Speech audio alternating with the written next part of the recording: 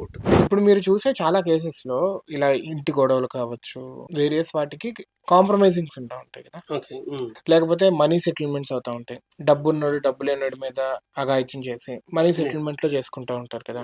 నాకు ఆ కేసు కూడా ఉంది. ఒక రేప్ ఓహ్! కేసు. ఓహ్! ఇప్పుడు మనీ సెటిల్మెంట్ అయిపోయింది. హ్మ్. ఇప్పుడు డబ్బున్నవాడికి ఎవడైతే మనీతో సెటిల్ చేసుకుంటాడో is that something making these people డబ్బున్న వాళ్ళకి క్రైమ్ చేయటానికి ఒక కొత్త ఆలోచన ఇస్తుందా? ఆల్రెడీ ఒక క్రైమ్ చేశారు. మనీతో సెటిల్ చేశారు. ఈస్ థాట్ లైక్ చట్టము డబ్బున్నోడికి చుట్టము అన్నట్టుగా will this behave in such a way? చట్టము ఎప్పుడైనా సరే డబ్బున్న వాడికి చుట్టం కాదు పుస్తకాలల్లో. బయట అంటే అది మీకు తెలుసు, నాకు తెలుసు. ఎందుకంటే మీరు అత్యాచారాలు చూస్తున్నారు, సెక్సువల్ హరాస్మెంట్ చూస్తున్నారు, ఈవ్ టీజింగ్ చూస్తున్నారు అమ్మాయిల ఎమ్మటి పడి. ఒక ఎంపీ కూతురు ఎమ్మటి ఒకరిని వెంట తిరిగి ఆ అమ్మాయి వెంట తిరిగి ఆ అమ్మాయిని అల్లరి చేసి, ఆ అమ్మాయిని సెక్సువల్ హరాస్మెంట్ చేసి, ఆ అమ్మాయి పైన చేసి ఒక 6 నెలల తర్వాత తనకు కనిపించమని చెప్పండి. ఎట్లున్నాడు అట్లుండో కనిపిస్తారా వాడు? ఒక ఎంపీ కూతురు వెంట పడితే. ఒక బాగా డబ్బున్న 100 కోట్లున్న వాడు కూతురు ఎమ్మటి వాడు పడి ఫోన్ చేసి, ఫాలో చేసి, స్టాకింగ్ చేసి, వెంటపడి ఇట్లా చేస్తే ఎంపీ కూతురు వచ్చి కేసు పెట్టిందా?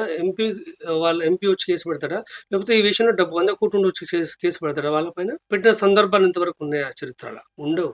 అవి ఎట్లా సెటిల్ అవుతావో మీ ఊరికే వదిలిపెడుతున్నాం. ఎటువంటి యాక్షన్ తీసుకుంటారో కూడా ఓపెన్ గా చెప్పేస్తున్నాను నేను. మరి ఎంతసేపు మనం పోలీస్ స్టేషన్కి వెళ్తే 100 కేసులలో 99 కేసులు మామూలు మధ్యతరగతి కుటుంబాలు, దిగుతరగతి కుటుంబాలు, 2 ఎకరాల నోడు, 3 ఎకరాల నోడు, 10 ఎకరాల నోడు, 20 ఎకరాల నోడు, 100 ఎకరాల నోడు కఠినం ఎట్లా చేసుకోవాలి అట్లా నిరూపించుకునేటాడు. ఎంపీ కూతురు ఎంట పడితే ఆ ఎంపీ వచ్చి ఎస్ఐ గారు మా అమ్మాయి ఎంట పడ్డాడు అని చెప్పేసి కేసు పెడతాడు. పెట్టాడు. వాడున్న బలగాన్ని వాడున్న మనుషులు పంపిస్తాడు. సెటిల్ అమ్మాయి పైన చెయ్యి కాలేస్తే కాలు ఏం చేస్తారో నాకు తెలీదు. సెట్ చేస్తుండొచ్చు అట్లా.